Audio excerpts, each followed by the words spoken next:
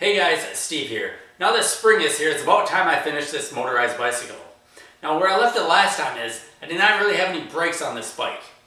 Now this is a 6-speed. That means when you pedal backwards, you get that clicking sound. There is no coaster brake on the rear wheel. This bike relies on the caliper brakes on the front and the rear tire. Well, on any bicycle you have your brake levers up here, but because we installed the engine, we had to remove one of the brake levers to put this clutch lever. So I went on Amazon and I picked up this dual cable brake lever. So this lever has 2 slots to where you can insert 2 cables into it. And when you pull the lever, it'll pull both of those cables. That means I can hook the cable from the front brake caliper and the cable from the rear brake caliper into this one. And when I pull this lever, it'll pull both the front and the rear brakes. So let me show you this brake lever and then I'll show you how to install it on a bike. So here is our brake lever. It's got the slot to put it on the handlebar. It's got the brake lever, and then it's got a slot for 2 cables to get inserted into it. If you flip it over, you can see where the cables get inserted, and this one is slotted to help install this on a bike to make it a lot easier. So looking at our handlebars, this is normally where the front brake goes, and we remove the front brake so that we can install the clutch on here.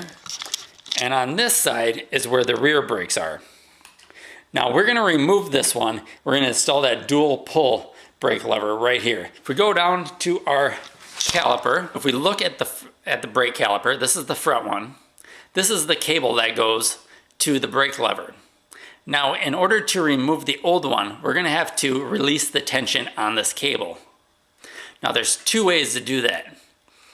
On every bike, you should be able to remove this nut right at the bottom, and it'll loosen up the wire. Now, the bad part about doing it on here is when you reinstall the cable, you will have to squeeze the brake lever and put a lot of tension on this while you screw this nut back.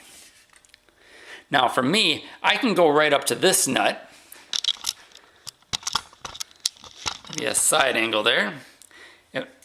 My brake caliper has it to where if I remove this nut right here, it'll remove the tension on this cable and it'll help me to remove the brake lever. So if you do have a nut up here, remove this one first before you start messing around with this bottom one. But if this is welded on, like some of the brake calipers are, then you will have to remove this bottom nut to remove the cable. So let's go ahead and do that. Now there is no tension on this cable. Now we should be able to remove it from the brake lever. So this is the old front brake lever. As you can see that the cable is loose.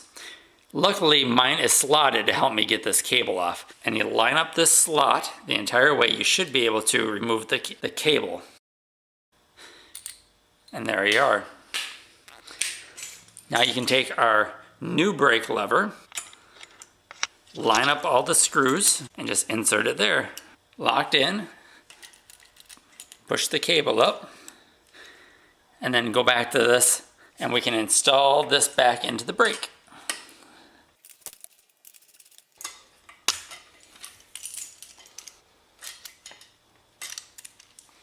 And now we'll move to the rear.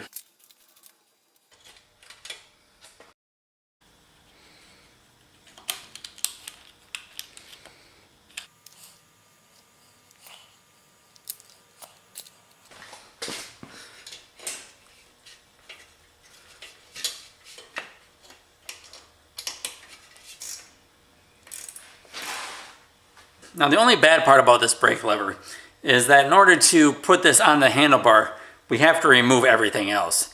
Let's go ahead and do that real quick and then we can slide this on.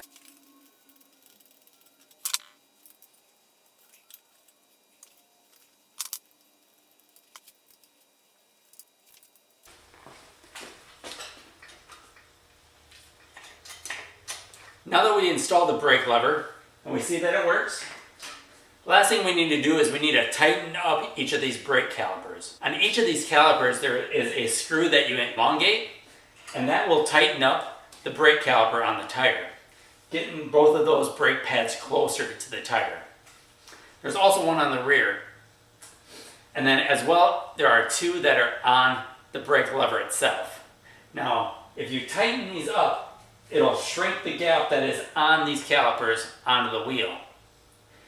And you want to make it so when you pull the lever, that both of the brake pads become engaged on each of the tires. If you unscrew these the entire way and it's still not grabbing your tire, then you would have to loosen that bottom bolt that I showed you earlier on, pull on the cable, get it good and tight, and then you can adjust them accordingly.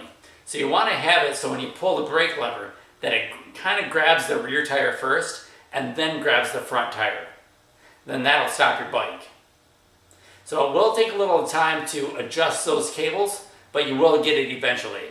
And like I said, you can always pull on this cable and get it tight there too if the bolts do not work for you. So let's do a little test. And pull the brake lever and it stops the bike. So there it is. That is pretty easy. I replaced 2 brake levers with 1 brake lever that runs both the front and the rear brake. Like I said, this is a very simple project. It probably took me maybe 10-15 minutes to do it. Now all I have to do is install the chain guard and I'm ready to ride. Now I've already got this engine running. I've ridden it around the block a couple times, so I know it's working great. So I'll be sure to leave a link to this brake lever that I purchased on Amazon in the video description below, so be sure to check that out, and for any other information I may add after I post this video. So if you haven't watched it yet, be sure to check out my other video of me building this bike, as well as my other video of me building my first motorized bicycle. Be sure to like and subscribe to my channel. I will have more videos coming up, so I hope to see you then. Have a good night, guys.